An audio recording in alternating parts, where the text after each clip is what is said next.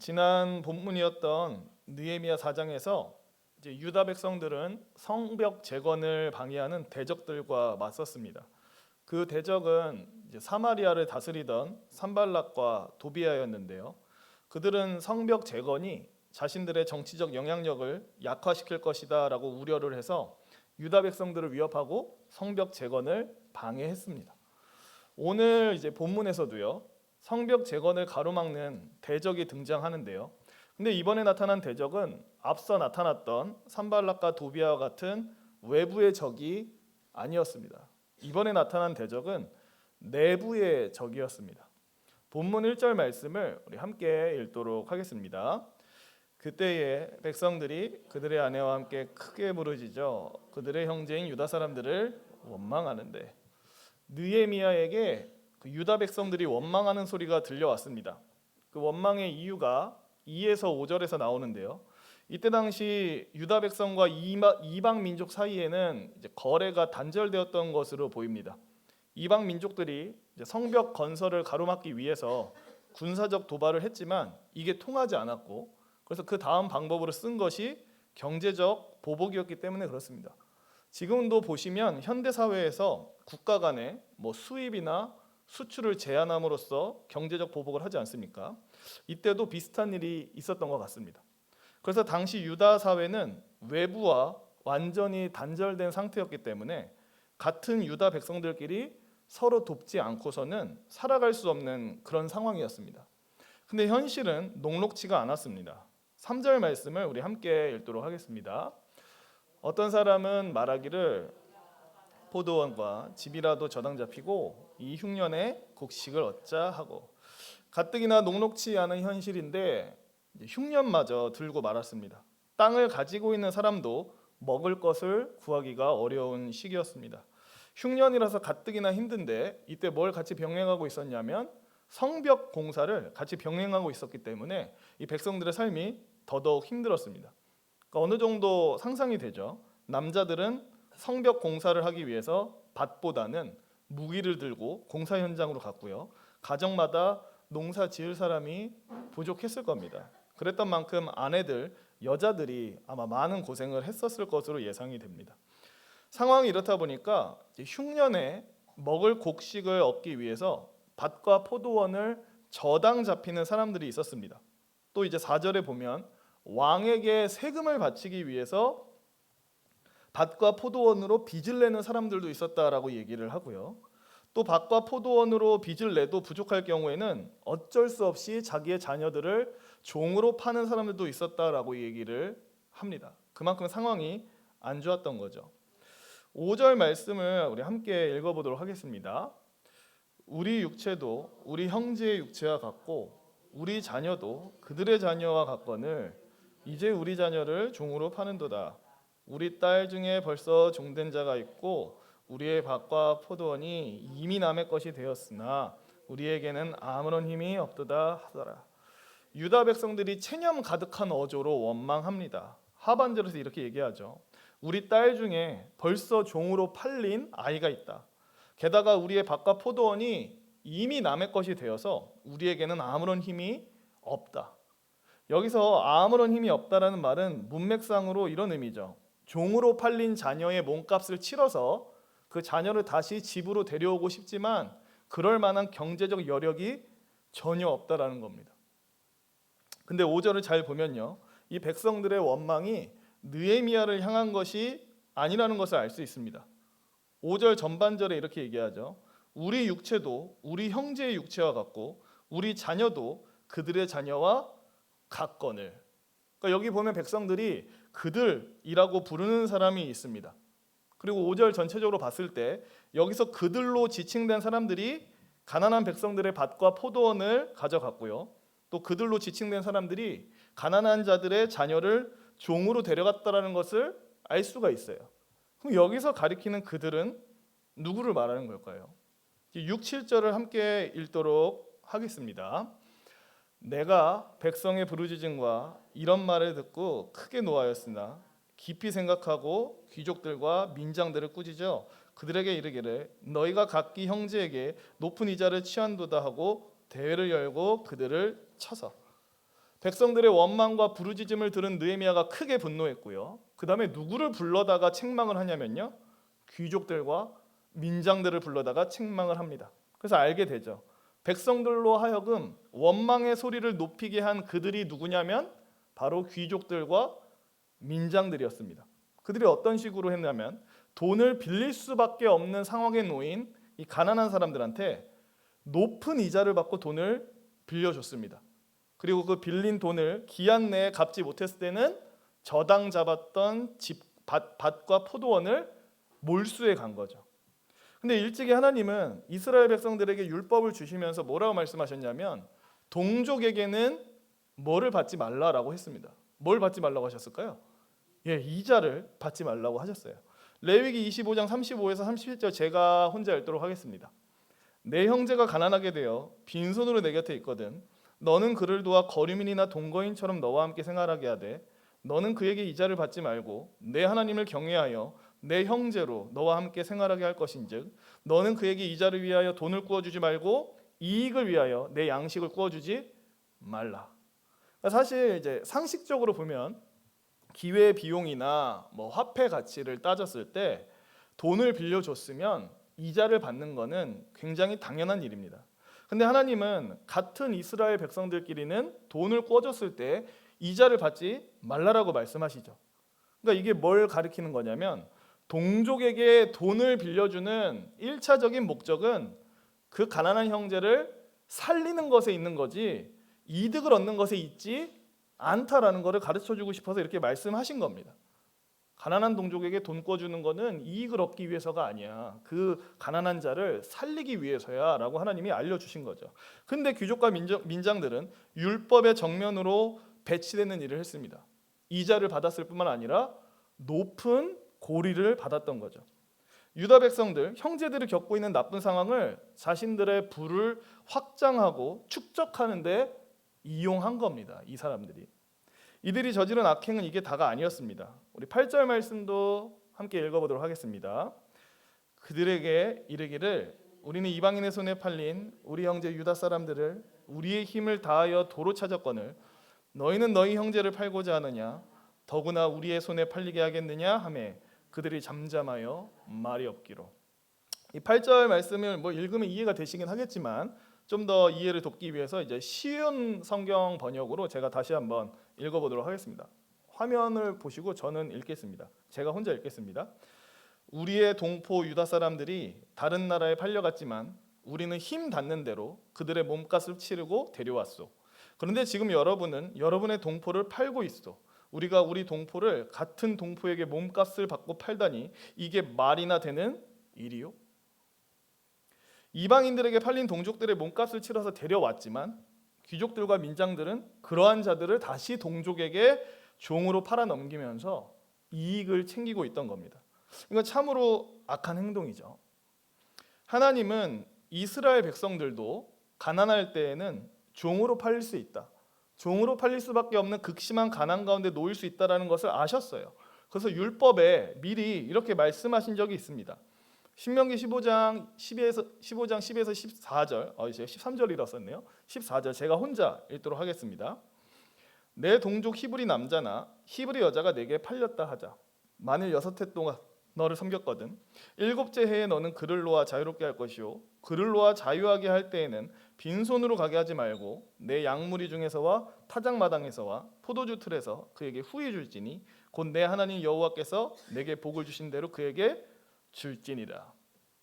하나님의 백성들도 너무 가난한 경우에는 자기 자신이나 가족을 종으로 팔 수 있었어요. 근데 하나님의 율법은 이것이 다가 아니었습니다. 종으로 팔렸다 하더라도 7년마다 뭐가 오죠? 안식년이 오죠. 안식년이 7번 오고 나서 그 다음 해가 이제 희년인 거고 7년마다 안식년이 되면 종으로 팔려왔던 자들도 자유인으로 돌아갈 수 있는 제도까지 하나님이 주셨습니다.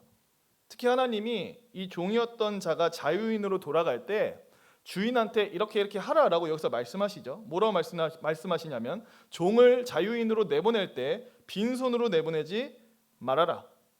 하나님이 너에게 주신 복을 따라서 그에게 양과 포도주를 후히 줘서 내보내라. 왜 이렇게 말씀하시겠습니까? 종에서 풀려나서 자유인으로서의 삶을 시작하는 형제가 새 삶을 시작할 수 있도록 넉넉한 지원을 해주라는 거죠. 그래서 이 율법을 통해서 우리는 하나님의 마음을 알 수 있습니다. 어떤 걸 알 수 있냐면 하나님은 경제적으로 어려워서 종이 된 사람이 영원히 종으로 있기를 원하지 않으시고요. 그가 종이었지만 자유인으로서 새로운 시작을 열어가기를 원하셨습니다. 그러니까 안식년이 되면 풀어주라고 하시고 풀어줄 때 빈손으로 내보내지 말라고 하신 거죠. 계속해서 종으로 살게 내버려 두지 말아라. 자유인으로서 새로운 시작을 할 수 있게 도와라라고 말씀하신 거죠. 근데 귀족과 민장들은 어떻게 했나요? 이방 민족의 종으로 살다가 겨우 풀려나서 자유인이 된 동족들을 자신의 이득을 위해서 다시 종으로 팔았습니다.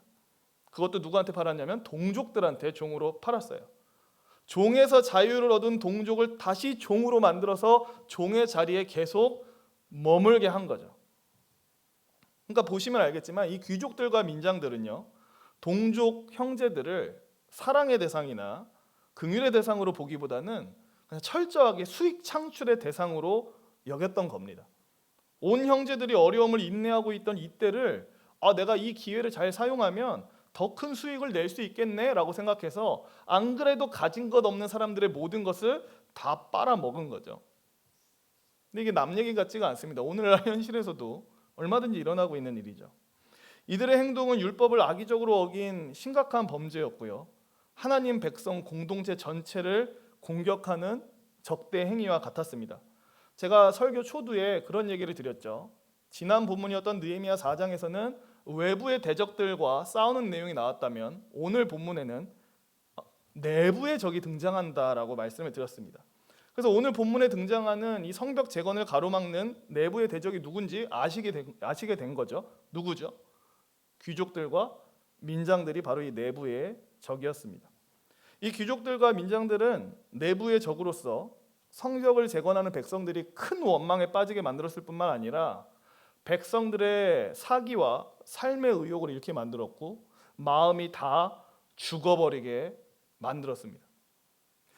뿐만 아니죠. 9절 말씀에 보면 또 이렇게 얘기를 합니다. 내가 또 이르기를 너희의 소행이 좋지 못하도다.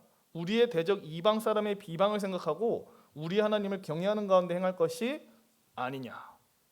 이 9절 말씀을 좀 다르게 풀어서 얘기하자면 이렇게 말한 것과 같습니다.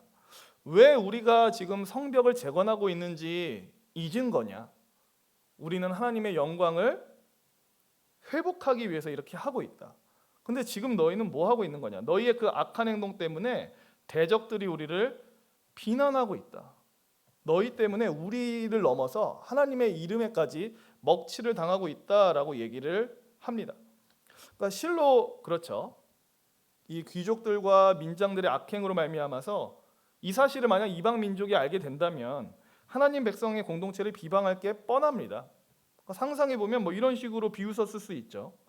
가뜩이나 힘든 시기에 서로 돕지는 못할 망정 자기 재산을 늘리겠다고 고리 대금으로 동족의 밭과 포도원을 빼서 게다가 동족을 종으로 팔아서 수익을 남겨 최소한의 도덕도 양심도 명예도 없는 버러지 같은 것들이라고 욕하지 않았을까요?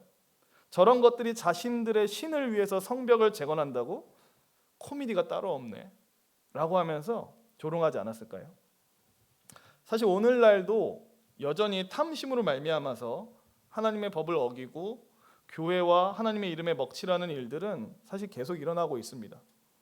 뭐 이 말씀 오늘 본문 같은 경우는 이제 민장들 귀족들을 얘기했다면 이거 오늘날로 약간 치환해 보면 목사나 장로와 같은 리더십들이 이제 여러 문제를 일으켜서 성도들을 분노하게 만들고 아프게 하고 교회를 치욕스럽게 하는 일들이 지금도 어디선가 계속해서 일어나고 있죠. 성도님들은 그런 사건들을 접하실 때 무슨 생각이 드시나요? 뭐 어떤 목사가 문제를 저질렀다, 뭐 어떤 장로, 어떤 중직자가 비리를 저질렀다 이런 얘기를 들으시면 어떤 생각이 드시나요? 목사가 그래서 되겠나? 장로가 그래서 되겠나? 하면서 이제 분노하시겠죠. 혹시 근데 거기서 분노하고 끝나시나요? 혹시 생각이 좀 더 이제 진행되지 않나요? 어디까지 이제 생각이 진행되냐면 사실 문제를 일으킨 그 사람과 내가 사실상은 그렇게 본질적으로 다른 사람은 아니다라는 생각까지 사실 하게 되죠. 그러니까 저도 막 어렸을 때는 뭐 뉴스나 이런 데에 목회자들이 막 비리를 저질렀을 때 아이고 목회자가 저러면 쓰나 하고선 좀 분노하고 욕하는 이런 반응이었다면, 조금 신앙생활 하다 보니까 이제 이런 생각이 드는 거죠. 저 사람이 당했던 유혹과 똑같은 유혹이 내게 왔을 때 나도 아마도 넘어가지 않았을까?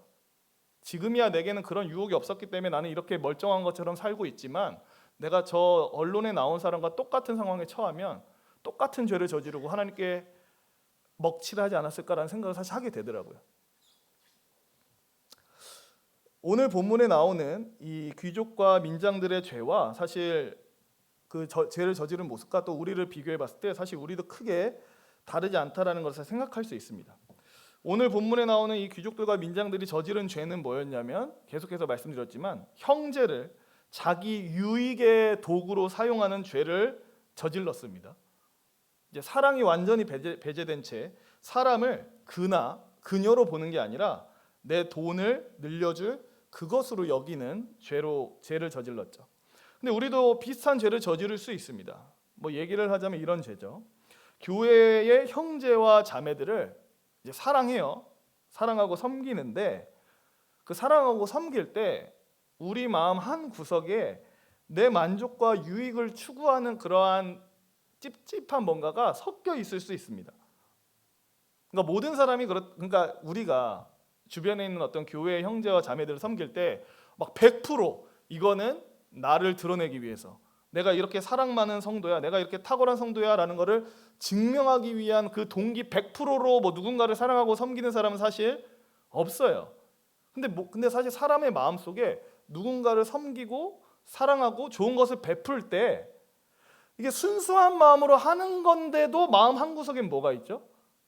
이렇게 선을 베풀고 좋은 일을 하는 나는 얼마나 대단한 사람인가. 그러니까 자기 스스로한테 만족하는 거예요. 나 참 괜찮은 성도인 것 같아, 난 참 탁월한 성도인 것 같아 라고 하면서 자기 만족을 해버리는 우리를 발견할 수 있습니다.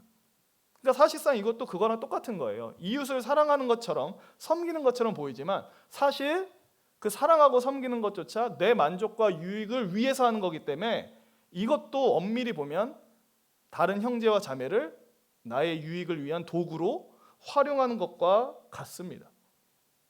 그래서 우리는 스스로를 돌아봐야 되죠. 나는 교회의 형제들을 사랑하되 참되게 사랑하는가?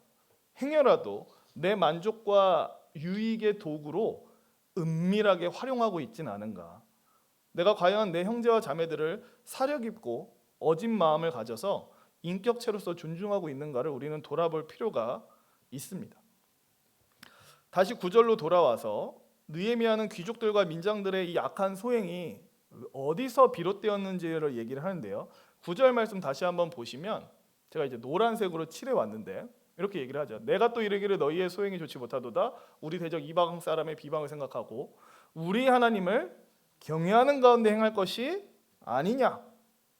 그러니까 이걸 통해서 알 수가 있습니다. 귀족과 민장들이 이런 악행을 저지른 이유가 뭐냐? 그들에겐 뭐가 없었기 때문이죠. 그들에게는 하나님을 경외하는 것이 없었기 때문에 그렇습니다. 그들에게는 하나님을 경외하는 것이 결여되어 있었기 때문에 이런 잔악무도한 짓을 저질렀던 거죠. 하나님 경외, 사실 우리가 많이 듣는 단어고요. 또 자주 쓰는 단어입니다. 근데 이 하나님을 경외하는 게 뭐야? 라고 한번 물어보면 이게 대답하기가 쉽지가 않아요. 그래서 일단 하나님 경외가 무엇인지 잠깐 얘기하고 넘어가도록 하겠습니다.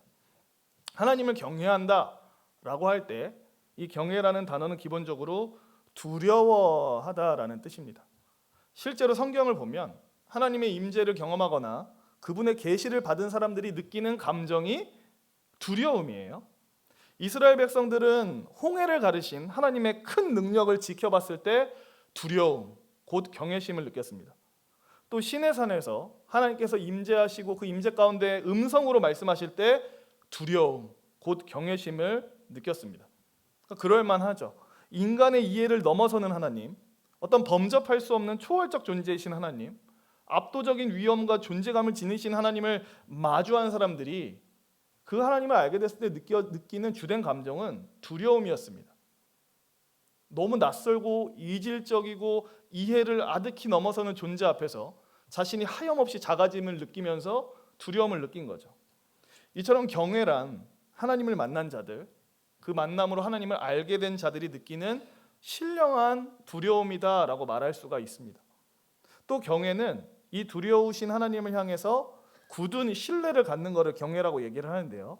시편 34편에서 시인은 이렇게 말합니다. 11절에 너희 자녀들아 와서 내 말을 들으라. 내가 여호와를 경외하는 법을 너희에게 가르치리로다. 시인이 얘기를 하죠. 내가 너희들한테 여호와를 경외하는 것이 뭔지 말해주겠다.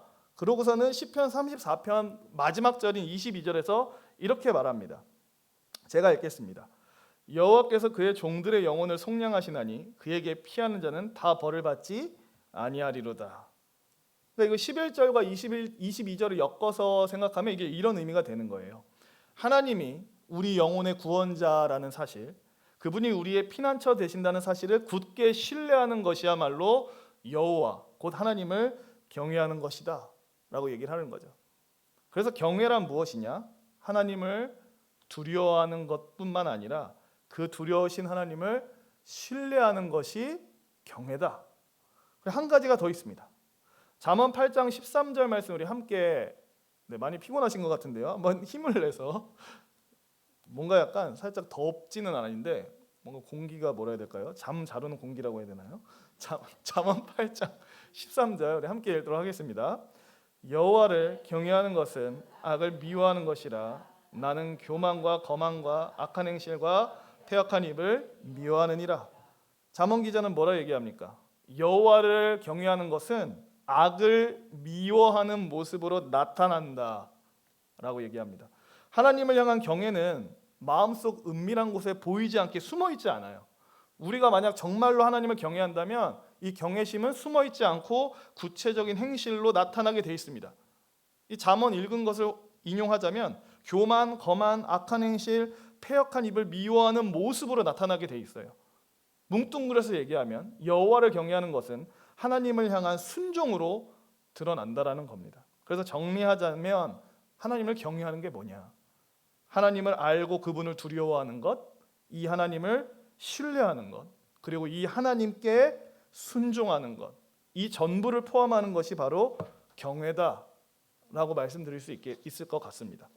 그래서 예시를 하나만 들어드릴게요. 하나님 경외를 가장 잘 보여준 인물 하나가 있는데 아브라함입니다. 이삭을 번제로 바치라는 명령에 순종한 아브라함에게 하나님이 이렇게 말씀하셨습니다. 창세기 22장 12절 우리 함께 읽도록 하겠습니다. 사자가 이르시되 그 아이에게 내 손을 대지 말라 그에게 아무 일도 하지 말라 내가 내 아들 내 독자까지도 내게 아끼지 아니하였으니 내가 이제야 네가 하나님을 경외하는 줄을 아노라. 아멘. 아브라함은 계시를 통해서요 크고 두려우신 하나님을 알았습니다. 그리고 이 하나님께서 약속하신 이 언약의 상속자 이삭을 그냥 죽게 방치하지 않을 거다라고 신뢰했어요. 히브리서 기자가 이 얘기를 실제로 하죠. 아브라함이 믿음이 있었다. 어떤 믿음이 있었냐면 이삭을 번제로 바치더라도 하나님께서 그 죽은 이삭을 되살려내시리라라고 하는 믿음이 아브라함한테 있었다라고 얘기를 합니다.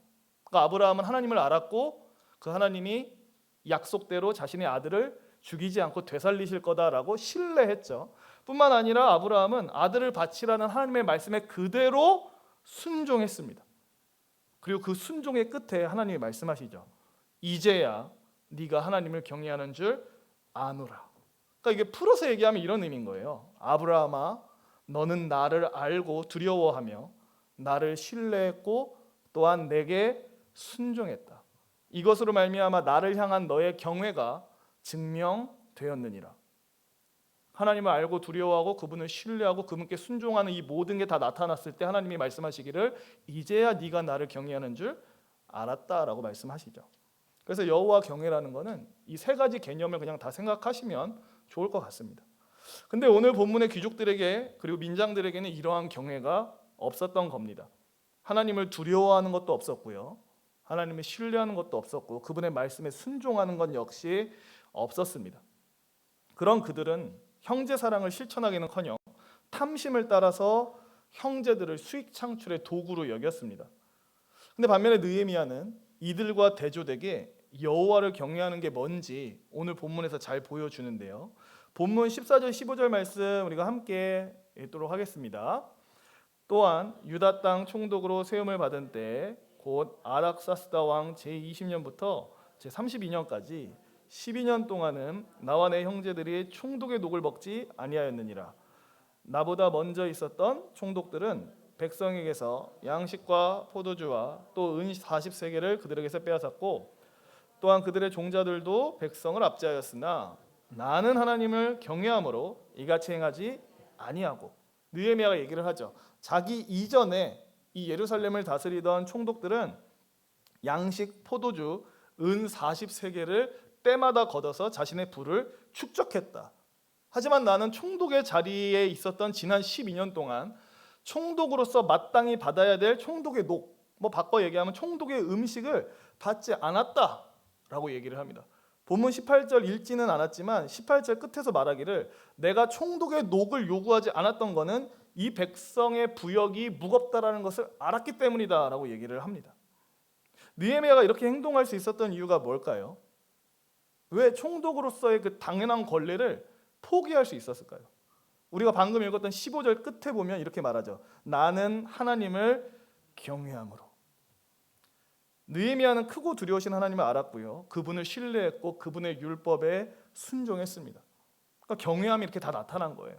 그리고 이 경외함의 결과가 형제의 고된 삶을 이해하고 긍휼히 여기는 것으로 나타난 겁니다. 실제로 그는 현장에서 멀리 떨어져서 지켜만 보는 사람이 아니었죠. 그 현장에서 백성들과 함께 고생함으로 이 백성들이 겪는 고통을 물리적으로 피부에 와닿게 잘 아는 사람이었습니다. 그가 이렇게 살 수 있었던 이유, 그는 하나님을 경외했기 때문입니다. 사람들은 오늘날의 한국 사회를 가리켜서 각자 도생의 시대다라고 말하기도 합니다. 그 누구도 날 책임져 주지 않으니까 내가 알아서 살아남아야 된다. 그래서 이 각자 도생의 일념하에서 사실 오늘날 많은 현대인들이 주변을 돌아보지 않고 그냥 자기 자신만을 위해서 살아가고 있습니다. 이거는 부정할 수 없는 현실입니다. 이러한 세태 속에서 믿는 우리 역시 나도 모르게 이런 세태에 휩쓸려서 내 주변에 있는 이웃을 사랑의 대상으로 보기보다는 그 사람의 효용을 재서 가치를 판단하거나 이익을 창출할 수단으로 볼 수 있는 위험성이 있습니다. 근데 우리는 그와 같은 길을 걸어서는 안 되겠죠. 우리는 그러한 유혹이 올 때마다 복음을 예수 그리스도께서 우리를 위해 죽으시고 다시 사셨다라는 것을 기억할 필요가 있습니다. 고린도 후서에서 바울이 이렇게 얘기합니다. 이거 중요한 구절인데 같이 한번 5장 15절 읽도록 하겠습니다. 그가 모든 사람을 대신하여 죽으심은 살아있는 자들로 하여금 다시는 그들 자신을 위하여 살지 않고 오직 그들을 대신하여 죽었다가 다시 살아나신 이를 위하여 살게 하려 함이라. 바울이 얘기합니다. 예수님은 자기 자신만을 위해서 살던 우리가 다른 삶을 살게 하시기 위해서 죽으셨다. 이제는 자기 자신을 위해서 사는 게 아니라 예수 그리스도를 위해서 살게 하기 위해서 내가 너희를 사랑한 것 같이 너희도 서로 사랑하라는 명령을 따르게 하기 위해서 죽으셨다라고 얘기를 합니다. 우리는 이 형제사랑을 실천하기 위해서요, 때때로는 우리 자신의 권리를 포기하고 자신을 부인할 수 있어야 됩니다. 다른 형제와 자매들을 위해서 당연히 누릴 수 있는 권리를 다 누리지 않을 줄도 알아야 됩니다. 이걸 단적으로 잘 보여주는 율법이 앞서 살펴본 그거였죠. 동족에게 돈을 꿔줬을 때 이자 받지 마라. 당연한 권리인데 포기해라. 왜? 형제를 사랑하는 게 더 중요하니까. 또 오늘 본문의 느헤미야도 총독으로서의 그 당연한 권리인 녹을 받을 권리를 자발적으로 그냥 포기해 버렸습니다. 무엇보다 우리의 구주 예수 그리스도께서 자신이 가지고 있던 신적인 권리를 사용하지 않고 감추심으로 조롱당하고 채찍질당하고 십자가에 달려 죽으심으로 우리를 구원하셨죠. 그 바라기로는 저와 성도님들이 이 복음을 더 깊이 깨달아서 더 가슴 깊이 알아서 더 낮아지고 더 포기하고 더 내어주고 더 양보할 수 있는 그런 길을 걸을 수 있기를 원합니다. 말씀을 마치도록 하겠습니다. 우리는 나의 유익과 만족을 위해서 형제 자매를 이용하는 모든 죄와 싸워야 됩니다. 형제를 이용하는 죄뿐만 아니라 교회 안에 사랑이 사라지는 현상과도 싸워야 합니다. 성도님들도 아시겠지만 교회는 외부의 공격보다는 내부의 공격에 훨씬 더 잘 무너집니다.